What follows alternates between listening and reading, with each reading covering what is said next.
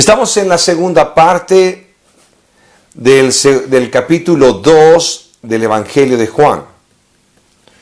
Y en esta mañana vamos a estudiar el capítulo 2, versículos 12 al 22. Versículos 12 al 22. Habla con el Señor.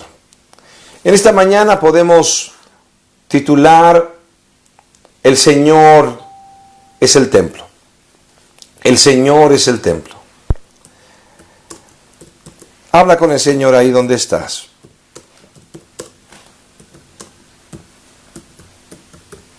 Digno eres tú, Señor. Versículo 12 en adelante. Puedas buscarlo en tu Biblia y podamos seguir juntos la escritura en nuestro estudio esta mañana. Háblale al Señor. Dile: Dios bendito, estoy aquí, Señor Dios. Abre, Señor, mi entendimiento, Dios. Habla a mi vida, Padre. Transfórmame con tu palabra, Señor. Oh Dios, bendito eres tú. Juan 2, 12 al 22. Después de esto descendieron a Capernaum él, su madre, sus hermanos y sus discípulos, y estuvieron ahí muchos días. Estaba cerca la Pascua de los judíos, y subió Jesús a Jerusalén, y halló en el templo a los que vendían bueyes, ovejas y palomas, y a los cambistas ahí sentados. Y haciendo un azote de cuerdas, echó fuera del templo a todos, y las ovejas y los bueyes, y esparció las monedas de los cambistas, y volcó las mesas. Y dijo a los que vendían palomas: quitad de aquí esto, y no hagáis de la casa de mi padre casa de mercado. Entonces se acordaron sus discípulos que está escrito: el celo de tu casa me consume. Y los judíos respondieron y le dijeron: ¿qué señal nos muestras ya que haces esto? Respondió Jesús y les dijo: destruid este templo y en 3 días lo levantaré. Dijeron luego los judíos: en 46 años fue edificado este templo, y tú en 3 días lo levantarás. Mas él hablaba del templo de su cuerpo.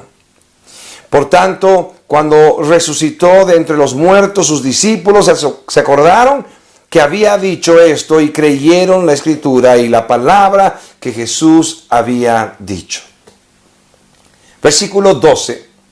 Después de esto descendieron a Capernaum él, su madre, sus hermanos y sus discípulos, y estuvieron allí no muchos días.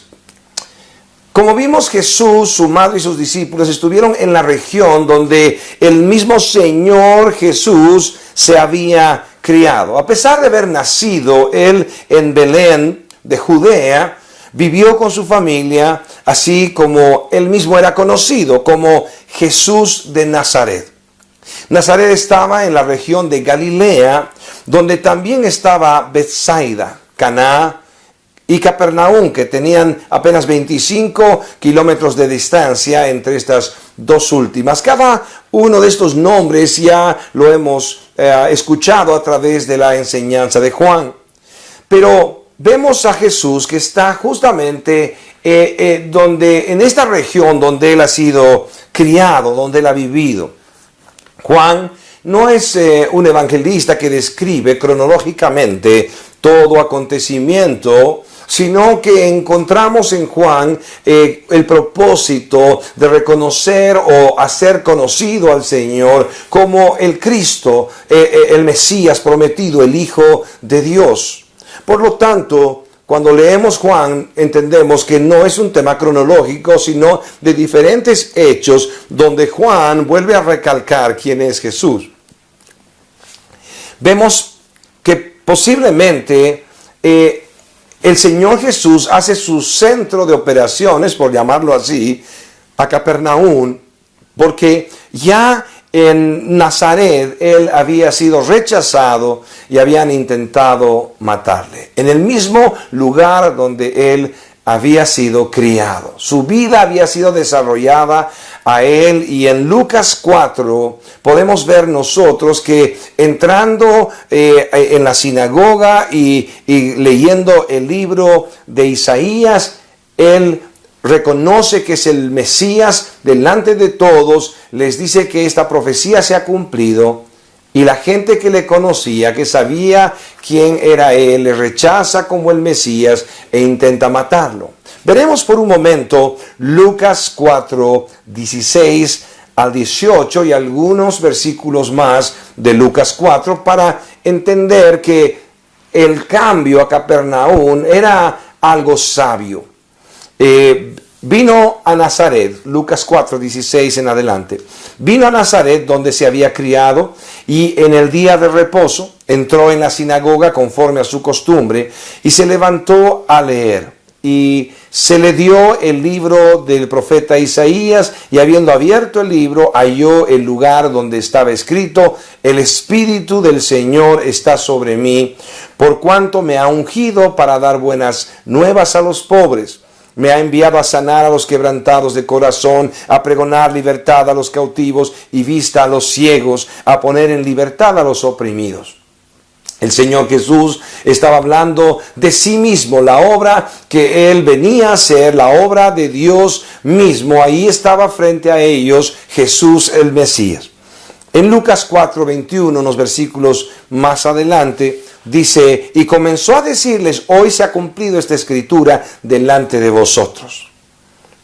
Saltamos al versículo 28 y leemos el 28 hasta el 30 en Lucas 4 y dice: al oír estas cosas, todos en la sinagoga se llenaron de ira y levantándose le echaron fuera de la ciudad y le llevaron hasta la cumbre del monte sobre el cual estaba edificada la ciudad de ellos, para despeñarle. Mas él pasó por en medio de ellos y se fue. Mas él pasó por en medio de ellos y se fue.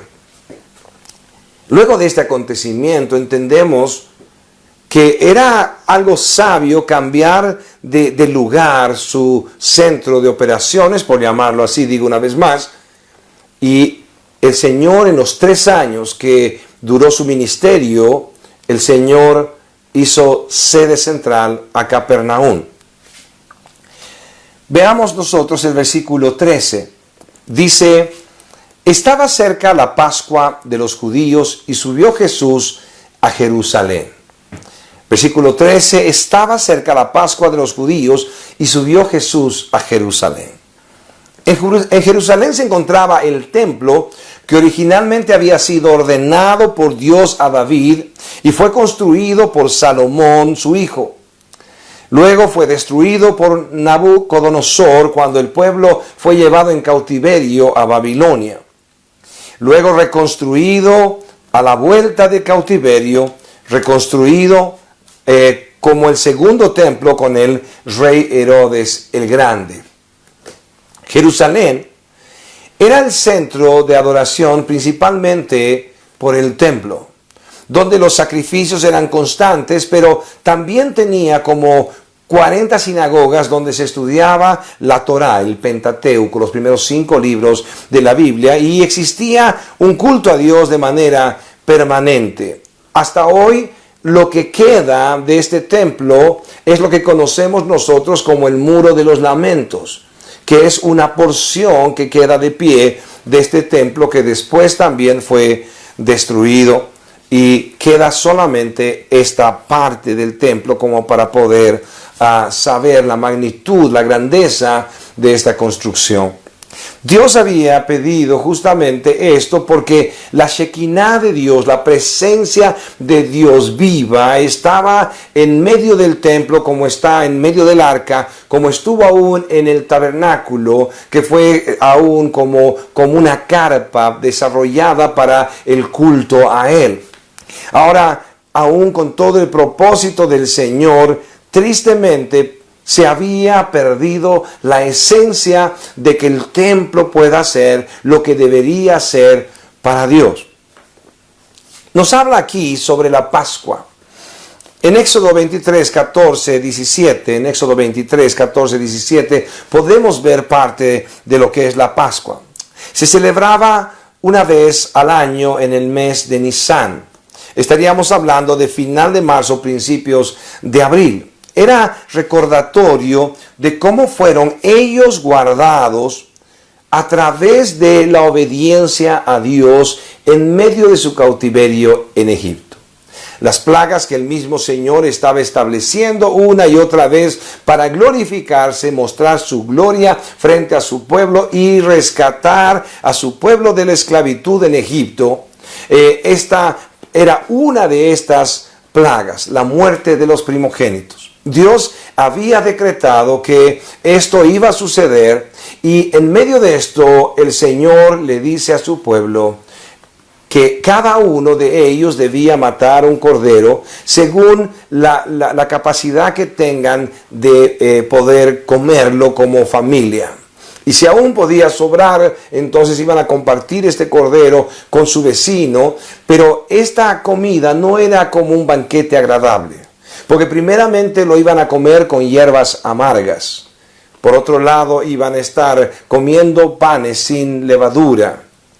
Y a la muerte de este cordero, entonces iban a utilizar la sangre para, como el Señor ordenó, ponerlo en los dinteles de las puertas de su casa. Entonces, imagínense lo horrendo de este episodio, ver que la sangre está por todas las puertas de cada uno de sus hogares. Sin embargo, el punto principal aquí está en que el Señor ordenó y la obediencia a Él es lo que les libró. El Señor posiblemente ordenó a un ángel. Algunos comentaristas dicen que era el ángel de la muerte, refiriéndose a un ángel que Dios había establecido para que haga esta obra. El ángel no tocó al primogénito de su pueblo, porque su pueblo había confiado en su ordenanza, había creído en Él, había depositado su confianza en Él y en hacer las cosas como Él mandó. Entonces pasó el Señor y murieron los primogénitos de los egipcios y también murieron los primogénitos de todos los animales. Pero el pueblo de Dios, que había puesto sangre en sus linteles y había depositado toda su confianza en su Dios, fueron salvados de la muerte. Juan el Bautista llamó a Jesús el Cordero de Dios. Y precisamente ese momento histórico está volviendo a llamarnos la atención de que la sombra de lo que había de venir vemos constantemente. El Cordero fue sacrificado y ellos fueron librados de la muerte y su sangre estaba ahí. Exactamente figura de nuestro Cristo, el Cordero de Dios que quita el pecado del mundo, el Cordero sacrificado y que con su sangre y por su sangre fuimos nosotros librados de la muerte como consecuencia de nuestro propio pecado. El apóstol Pablo en 1 Corintios 5, 7 se refiere a esto diciendo lo siguiente. 1 Corintios 5, 7. Limpiaos pues de la vieja levadura para que seáis nueva masa sin levadura como sois. Porque nuestra Pascua, que es Cristo, ya fue sacrificada por nosotros. Estaba Pablo llamando la atención a la iglesia en Corinto. Les está diciendo, ustedes tienen levadura, leuda la masa. Y cuando habla justamente sobre esto, la palabra está refiriéndose a la perversidad, al pecado, a esa mistura que transforma la religión, la fe verdadera en cualquier cosa que puede ser libertinaje, negocio o lo que sea. La perversidad de cada uno debe ser limpiada, porque el Cordero de Dios ha sido sacrificado. Él es nuestra Pascua. Él es nuestra Pascua. La confianza de ellos, como dije, fue puesta en Dios. Hacer las cosas a su manera les libró del juicio y de la muerte. La pregunta para ti: es donde has puesto tu confianza. Tu confianza realmente está en ese Dios que es capaz de poner su mano sobre tu vida y hacer su voluntad perfecta, guardándote del pecado y sus consecuencias y dándote vida eterna. Tu confianza, si está puesta en Él, entonces haces bien, porque la muerte pasará, pero tú serás llevado a la eternidad con Cristo y no a la condenación eterna del infierno. Estás buscando saber los mandamientos de Dios para poder guardarlos y así hacer su voluntad constantemente en tu vida. O simplemente tu moralidad, tu forma de vida es suficiente para ti y no te interesa el juicio de Dios. Si el mismo Señor ha establecido su palabra, Él ha escrito con su mano sus mandamientos, han salido de su voz, ha sido dada por Él, ha sido justamente para que cada uno de nosotros sepa su voluntad perfecta. Y si bien los mandamientos de Dios nos salvan, nos guían a vivir conforme a su voluntad. En medio de su esclavitud, ellos estaban depositando toda su confianza. Dios dijo que ellos coman de esta manera, que ellos sacrifiquen de esta manera, y que aunque parezca tan desagradable, pongan la sangre en sus puertas. Y el Señor les libró de juicio y de muerte. Si tu confianza está en tu propia prudencia, si tu confianza está en tu propia sabiduría, en tu propia moralidad, entonces no estás guardado del juicio del Señor. Ríndete al Señor. Estudia sus mandamientos, conoce su palabra, escudriña su palabra y puedas ver su voluntad clara para tu vida en cada día y así podamos vivir agradándole, viviendo a la semejanza de Cristo, obedientes hasta la muerte y muerte de cruz, dice el Señor, que fue el camino de aquel a quien le estamos siguiendo. Aquel que nos interesan sus pisadas para seguirle. ¿Cuántos pueden creer que esto es así? Oh Dios, permite que cada uno de nosotros, conociendo tu palabra, podamos tomar decisiones constantemente para consagrarnos y los que necesitan para convertirse. El versículo 14 de nuestro estudio dice, Juan 2:14, dice, y halló en el templo a los que vendían bueyes, ovejas, palomas y a los cambistas allí sentados. La Pascua era un tiempo propicio, la fiesta más importante del año. Era un tiempo maravilloso para rendirle culto al Señor, pero el culto del Señor había sido cambiado por una corrupción, por una codicia en medio del templo. En realidad, los atrios habían sido convertidos en un lugar de cambios de moneda y de venta de animales supuestamente sin mancha. Anás, el sumo sacerdote anterior, como 15 años antes de este escenario, de esta escena donde Jesús llega al templo, 15 años antes él había sido el sumo sacerdote y había dejado tal corrupción que muchos conocían a este espacio del atrio como el bazar de Anás. El bazar de Anás. Un lugar donde los aprovechadores estaban ahí para vender la moneda que podía ser utilizada en la ofrenda al templo, que seguro que este impuesto al templo había sido dado por Dios, había sido una orden de Dios y cada varón iba a llevar su impuesto para el templo, pero estaban ahí los aprovechadores en un comercio establecido por el mismo templo, donde unos y otros estaban con ganancias y cobrándoles aún en el cambio de manera corrupta. Aquellos que venían con sus monedas para cambiar y luego dar su impuesto al templo.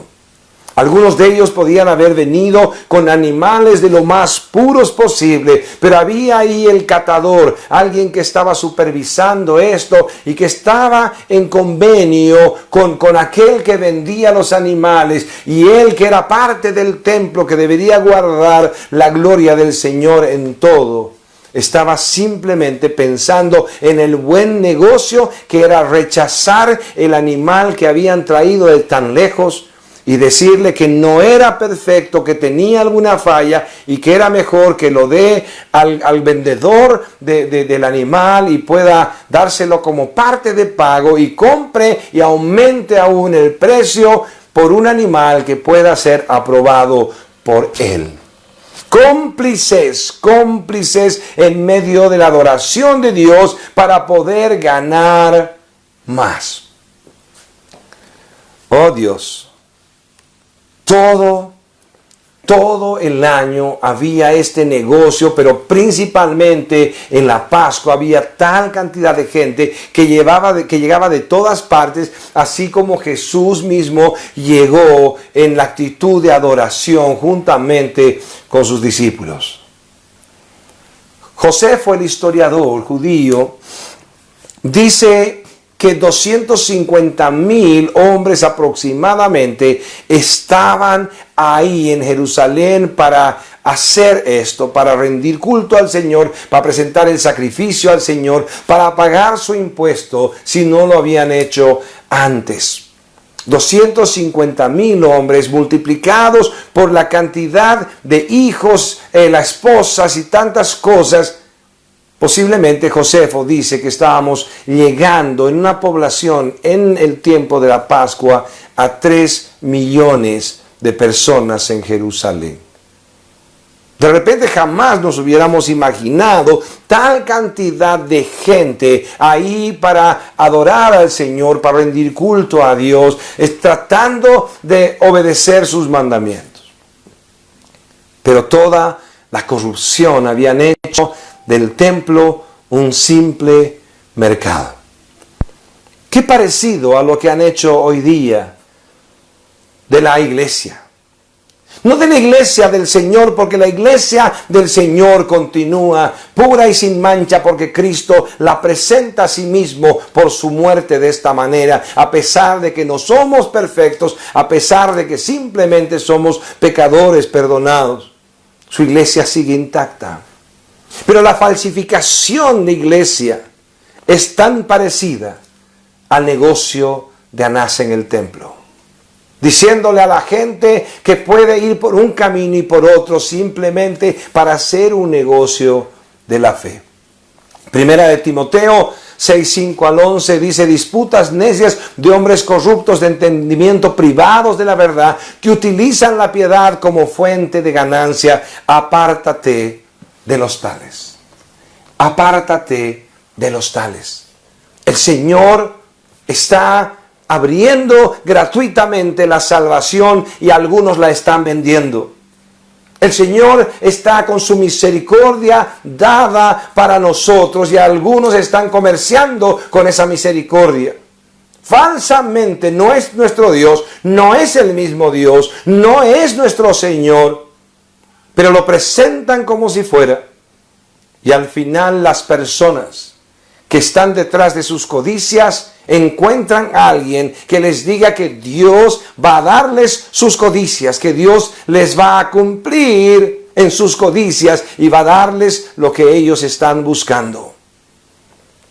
Pero hermanos amados, el Señor no es un negocio. Como no era antes, el Señor no es un negocio ahora. La gente que diezma, ofrenda y sustenta nuestras vidas y la misma obra del Señor hace bien si no espera nada a cambio. Seguro de que está dando para Dios, para que la obra continúe, para que podamos seguir viviendo y predicando el Evangelio. Pero nadie puede comprar la misericordia de Dios, ni la salvación, ni la sanidad, porque todo esto ha sido dado por gracia. Aquel que está enfermo en sus codicias y aún quiere que su religión le prometa y le asegure el éxito comercial, el éxito financiero y el éxito de su vida, entonces no puede venir a la iglesia de Jesucristo. Porque si bien el Señor tiene en su historia a los más ricos como Salomón, también tiene a los mendigos enfermos como aquel que estaba en la puerta del rico y se llamaba Lázaro. Y que en medio de sus heridas o enfermedad, los perros tenían hasta pena de él y lamían sus heridas. Y era Salomón un creyente y este mendigo era un creyente. Por lo tanto, como Jesús dijo, a los pobres siempre los tendréis en medio de ustedes. Y el apóstol Pablo dijo que la abundancia de unos supla la escasez de otros. Y no estaba hablando de sustentar la vagancia, sino lo que estaba diciendo claramente, así como que el que no trabaja no coma. Estaba viendo que aún gente sacrificándose no podía ni siquiera cubrir su necesidad en la época del Señor como en nuestra época. Pero hermanos amados, Anás y su negocio del templo. No permitas que en tu mente el seguir a Dios sea un negocio. Que puedas ser fiel en todas las áreas de tu vida al Señor. En tu mente, en la santidad, en consagrarte, en dar, en orar. En todas las áreas de tu vida, sé fiel a Dios. Pero que jamás sea un tema de dar para esperar recibir. Oh, Dios se encargará de cada uno de nosotros y nos dará conforme a nuestra necesidad. Pero no hagamos nosotros un negocio como Anás hizo en el templo. El versículo 15 en adelante dice, y haciendo un azote de cuerdas echó fuera del templo a todas y las ovejas y los bueyes y esparció las monedas de los cambistas y volcó las mesas. Versículo 16, dijo a los que vendían palomas, quitad de aquí esto y no hagáis de la casa de mi padre una casa de mercado. Hacía mucho tiempo, como les decía, que la presencia de Dios ya no estaba en el templo. Hacía mucho tiempo que el pecado y la corrupción habían ofendido la santidad de Dios y ahí el Señor no moraba. La presencia de Dios, como les dije, que estaba en el tabernáculo, en esa carpa donde adoraban al Señor y luego en el templo y en medio del arca misma del pacto, ahora habita en los creyentes. Ahora habita en los creyentes. Así Cristo está frente al templo y está Él mismo con la Shekinah de Dios, con la presencia pura de Dios. Él es Dios y está en medio del templo donde ya no habita el Señor. Sin embargo, como dice el Antiguo Testamento, el celo por la casa de Dios consumía a Jesús. Y no pudo ver esto sin reaccionar de la manera que reaccionó. Que nadie justifique sus ataques de ira, porque el Señor no tiene ataques de ira. Que nadie diga o justifica que puede enojarse y voltear todas las cosas, porque tú no eres Dios. El Señor aún en su ira sigue siendo santo. El Señor aún en su ira sigue siendo santo. Y en el celo del Señor, Él mismo abrió paso para que cada uno de ellos vea su pecado y lo que habían hecho con el templo del Señor. La pregunta es, si el Señor entraría hoy día a tu vida, si el Señor entraría hoy día a tu vida, ¿qué es lo que encontraría? ¿Qué tendría que sacar de ahí? Tú y Dios saben, yo y Dios sé, que si Él está en nosotros, como está en nosotros, porque Él lo ha prometido, que Él ha hecho morada en nosotros, nosotros somos el templo del Señor, cada uno en particular y unidos entre sí por las coyunturas que nos unen. El Señor ha hecho templo en nosotros. Pero en realidad, si Él está ahí, y si Él ha entrado, y si Él entra en tu vida, ¿qué tendría que limpiar? ¿Qué tendría que voltear? Si hay algo que en tu vida todavía permanece como parte de tu vida oculta de pecado, preséntasela al Señor. Arrepiéntete y dile: Dios bendito, no he luchado contra el pecado como debería. En nombre de la gracia estoy pisoteando tu sangre porque sigo entregado al pecado y permito que esto se enseñoree de mí. ¿O es el Señor el que está reinando sobre mi vida? ¿O es mi pecado? Acércate al Señor y dile: Dios bendito, yo sé que eres misericordioso y que no estoy recibiendo tu palabra en vano. Sé, Señor bendito, que no estoy congregado para rendirte culto, que tú lo mereces, sin que tú, Señor, estés dispuesto a tener misericordia conmigo. Tú eres el templo de Cristo. No destruyas el templo. Tú eres el templo del Espíritu de Dios. Y el templo de Dios no puede estar lleno de corrupción, de codicia. El templo de Dios no puede estar lleno de inmundicia. Hemos sido llamados de las tinieblas a su luz admirable, por lo tanto, que su luz se refleje en nuestra vida. Que su luz se refleje en nuestra vida. ¿Hay algún pecado que te estás guardando como tuyo? Que estás aferrado a él diciéndole: Señor, tú sabes que soy hombre, tú sabes que soy mujer, tú sabes que me provocan a mí, tú sabes que eso consiguen lo peor de mí, lo sacan y tienen esa capacidad. Estás justificándote, porque si te justificas, entonces el Señor que quiere justificarte no te va a justificar. Acércate al Señor confiado.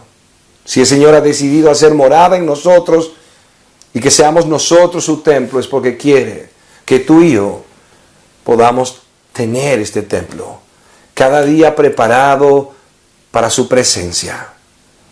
La Escritura dice que le rindamos culto al Señor como vidas consagradas a Él. Como vidas consagradas a Él. Nuestro culto racional es presentar nuestros miembros en santidad a Dios. Que podamos nosotros entender que el Señor no merece nada más de tu vida y de mi vida. Porque la salvación sigue siendo gratuita. Porque la salvación sigue siendo algo que no necesita ninguna obra para ser recibida. Pero aquellos que somos salvos, aquellos que hemos recibido esta gracia, entonces la Biblia dice: santifiquémonos aún más si somos santos. Y si no, podamos arrepentirnos de todo corazón y consagrarnos a Él. El arrepentimiento de aquellas personas que han entendido que es la vida que el Señor merece ver y recibir como adoración. Cada persona aún sigue siendo pecadora, pero vive en un constante arrepentimiento, de tal manera, un constante arrepentimiento, de tal manera que puede el Señor ver que la casa, que el templo sigue siendo algo limpiado una y otra vez, una y otra vez. Dale gracias al Señor porque el que se acercó es Él a ti. Gracias al Señor porque el que te escogió es Él. Pero no desprecies la gracia del Señor. No desprecies su misericordia. El versículo 17 dice: entonces se acordaron sus discípulos que está escrito: el celo de tu casa me consume. Versículo 18. Y los judíos respondieron y le dijeron: ¿qué señal nos muestras ya que haces esto? Respondió Jesús, versículo 19, y les dijo: destruid este templo y en 3 días lo levantaré. Versículo 20, dijeron luego los judíos: en 46 años fue edificado este templo y tú en 3 días lo levantarás. Pedían señal al Mesías, porque ya le habían despreciado una y otra vez y ahora volvían a ver a Jesús tomando el lugar que le correspondía. Él es el Mesías. Y como Mesías estaba sobre el templo, Él era más grande que el templo. Asimismo se refirió a Él. Él era más grande que el templo y estaba ahí tomando su lugar como el Hijo de Dios, como Dios mismo, reclamando que se guarde el templo como debía guardarse, que debía honrarle al Señor y no había sido construido para otra cosa. En medio de todo, entonces le miraron y lo que él estaba haciendo solo podía hacerlo el Señor, solo podía hacerlo el Mesías prometido. Entonces reclamaron señal y dijeron: danos una señal para que confirmemos que tienes la autoridad suficiente para hacer lo que estás haciendo. Entonces el Señor, capaz de hacer aún llover o aún levantar fuego de donde sea, poder con la capacidad de hacer el milagro que sea necesario para convencerles, les habló de una verdad que no iban a entender ni ellos ni tampoco sus discípulos. Ni ellos ni sus discípulos. Porque cuando estaba hablando de que iban a destruir este templo, estaba hablando de sí mismo. Puede ser que el mismo Señor hubiera dicho: destruid este templo y en 3 días lo edificaré. Él estaba hablando de su propio cuerpo. Él estaba hablando de su propio cuerpo. Porque no hay nadie más grande que Él. Él aún es más grande que el templo. La razón del templo era la adoración a Él, y ahí estaba Él mismo frente a ellos con toda autoridad, pero no la reconocieron. ¿Cuál es el milagro que estás pidiendo? ¿Cuál es la señal que estás demandando para que por fin te consagres a Él? ¿Cuál es la señal que le estás pidiendo al Señor para por fin doblar tus rodillas y recibir perdón y recibir salvación? ¿Qué es lo que estás esperando? ¿Qué señal estás esperando de Dios? ¿Qué señal le demandas para poder predicar su evangelio, para compartir con otros esta verdad? ¿Qué señal necesitas para abandonar tu pecado y consagrarte a Él? El Señor ya ha hecho todo lo suficiente. La cruz para ti y para mí es suficiente señal. No necesitamos una muestra de amor mayor que esa. Pero si nosotros no depositamos nuestra confianza en ese sacrificio glorioso, en esa obra de amor tan maravillosa, entonces estamos perdidos. Porque no hay salvación por otro medio, no hay salvación por otro camino. Solamente Jesús salva. Versículos 21 y 22 para terminar. Mas Él hablaba del templo de su cuerpo. Versículo 22. Por tanto, cuando resucitó de entre los muertos, sus discípulos se acordaron que había dicho esto y creyeron la Escritura y la palabra que Jesús había dicho. Oh Dios. Hermanos amados, cualquier momento es un buen momento para que nosotros podamos arrepentirnos de nuestros pecados, de la avaricia de nuestra vida, del mercado que hemos hecho de nuestra propia vida, que debería ser en verdad un templo para Dios. El Señor quiere hacer morada en tu vida y en mi vida. El Señor quiere reinar sobre ti y sobre mí. Él quiere habitar en medio de nosotros, el Padre, el Hijo y el Espíritu, la plenitud de la deidad. Quiere vivir en ti y en mí. Puedas disponer tu vida y decirle: Señor, tú puedes limpiarme. Señor, tú puedes venir y derribar toda mi necedad. Hazlo, Señor. Tú puedes decirle al Señor ahora mismo: Señor, derriba en mí toda fortaleza. Derriba en mí todo pecado. Quiero consagrar mi vida a ti de verdad, Señor. Quiero que puedas encontrar un lugar preparado para ti.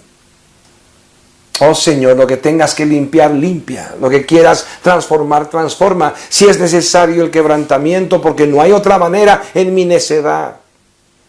Quebrántame como quieras hacerlo, Señor. Pero reine mi vida. Sé, Señor Dios, el Señor de mi templo. Y haz, Señor Dios, que este templo sea tuyo para siempre. Que el Señor pueda darnos gracia para vivir conforme a su voluntad. Que sea Él y no nosotros quien gobierne nuestra vida. Podamos rendirnos delante del Señor, consagrarnos a Él. Que el Señor no tenga que esperar para entrar en su casa. Que sea nuestra vida un hogar preparado para Él. Para que Él haga morada en nosotros, transforme nuestro ser, nos dé vida eterna y perdón, y pueda utilizarnos a cada uno de nosotros para repartir esta gracia tan grande. Háblale al Señor de tu amor, ríndete delante de Él, y que Él pueda venir a tu vida y reinar. Que el Señor te bendiga, que el Señor te dé de su gracia, y pueda bendecir cada familia. Fue una producción de Comunidad Cristiana de Restauración Tarija.